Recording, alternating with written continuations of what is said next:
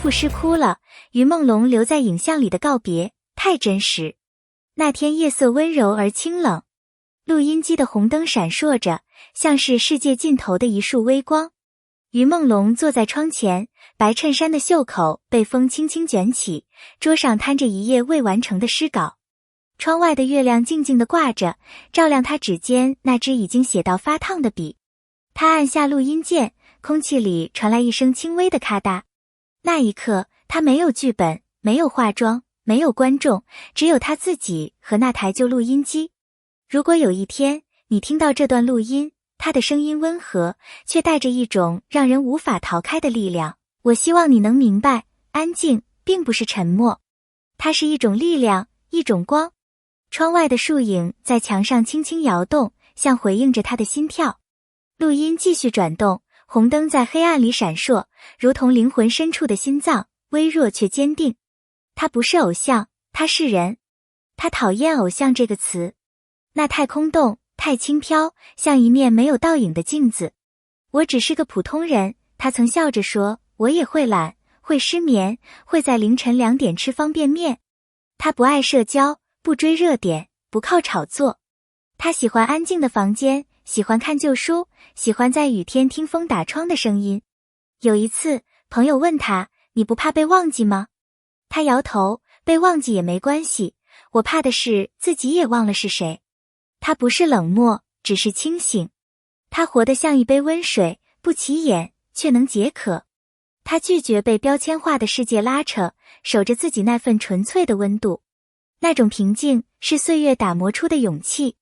聚光灯之外的夜，拍摄结束的夜晚，所有人去聚餐，他一个人走回宿舍。灯光在地面上碎成一片片金色，风从胡同口吹来，带着城市的余温。他走得不快，步伐里有一种近乎温柔的孤独。他曾在日记里写下，我喜欢夜晚，因为它不需要解释。那晚，他路过一条无名的小巷，看见一只流浪猫趴在雨棚下。他停下脚步，从口袋里掏出半块面包，蹲下，轻轻地说，吃吧，别怕。那一刻，没有闪光灯，也没有掌声，只有一个人和一只猫，以及风的呼吸。路灯下的影子被拉得很长，仿佛那孤独也有了温度。他离开后的第3天，助手在整理他的工作室。房间很整洁，连笔都摆得整齐。但电脑桌角落里有一支旧录音笔，外壳有轻微划痕，像经历过岁月的战士。助手打开电脑，桌面只有2个文件夹，一个名为 Light Heart， 另一个叫 Eternal。 当文件被打开，众人屏住呼吸。里面没有剧本，没有广告文案，只有他的声音，笔记和诗。他在录音里轻声说，我不怕被遗忘，我怕的是被误解。解释太吵了，而真相需要安静。录音的波形一跳一落，像极了他的人生节奏，平淡却深刻。每一次呼吸都像在对抗世界的喧嚣。那本笔记本里的第1页写着这样一首无题诗，风吹过耳边，我听见自己不在喧哗里，而在寂静中。人生的意义不是被看到，而是被理解。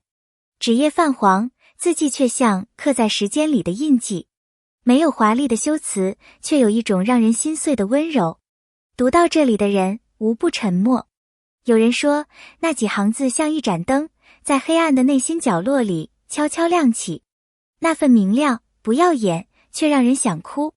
录音开始的前几分钟，背景里有风声、猫叫，还有笔画在纸上的沙沙声。有时候，他轻声说，我觉得自己在演一场没有观众的戏。他笑了笑，声音里带着疲惫又清明的暖意。但后来我明白，真正的舞台是心。他说，名声像雾，来得快，也散得快，热度像火，燃得烈，也冷得快。我不怕失去光，我怕的是忘了初心。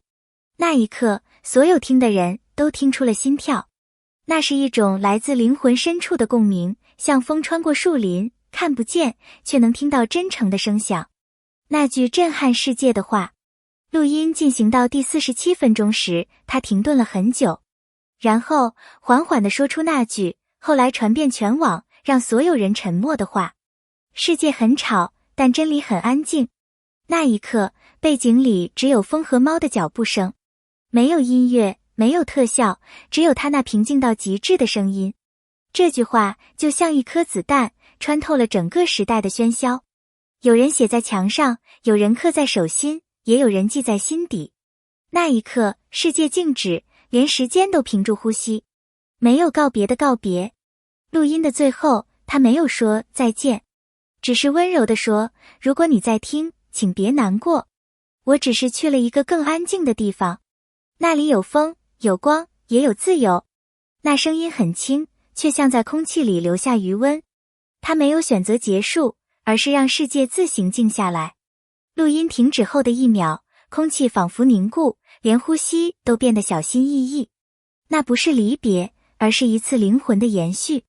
录音被公开后，像风一样传播，从首尔到巴黎，从纽约到香港，人们在不同的语言里听到了相同的震颤。有人在地铁上默默落泪，有人在深夜的房间里反复播放那段录音。艺术家把那句话写进壁画，诗人把它印进诗集。世界很吵，但真理很安静。这句话成了人类共同的心跳。它不属于一个人，而属于所有渴望安静的人。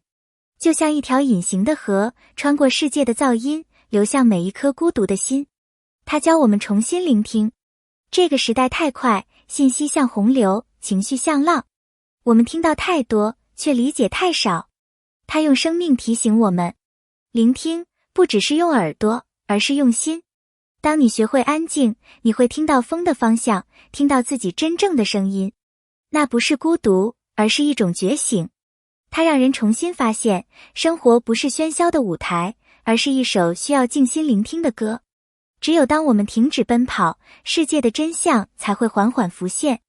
很多人说，听那段录音时，仿佛照见了自己。那些被焦虑绑架的人，被名利追逐的人，被声音淹没的人，都在那一刻被唤醒。他用温柔提醒我们，不要被噪音带走，你要有自己的节奏。也许这就是他留下的最大礼物，让我们在混乱的世界里重新找到自己。有人说，那段录音像一面镜子，不反射外貌，只映出内心的模样。当你看久了，会发现原来自己一直都在寻找安静的归处。录音的结尾是30秒的静默。有些人以为那是空白，其实那是他留给世界的空间，一个让人重新呼吸、重新思考的空间。他曾在笔记最后写下，我走了，但风会替我说完。于是人们开始在风里听见他的声音。那声音不再属于他一个人，而属于所有在黑暗中仍然仰望光的人。每一阵风，每一次日出，仿佛都有他的影子，轻轻地、温柔的存在。感谢你能看到这里。这不仅是一段录音的故事，更是关于活着的意义。如果这个故事曾让你的心微微颤动，请点个赞、订阅、开启小铃铛通知，因为每一次点击都是一次光的延续。也欢迎你在评论区写下你的感受。你有没有在某个瞬间听到过安静的真理？也许那是在深夜的街头，在雨落的窗边，在某个不经意的呼吸之间。让我们一起守护那盏微光，让它在黑暗里继续发亮。世界很吵，但真理很安静。谢谢你，愿你在喧嚣中也能听见自己。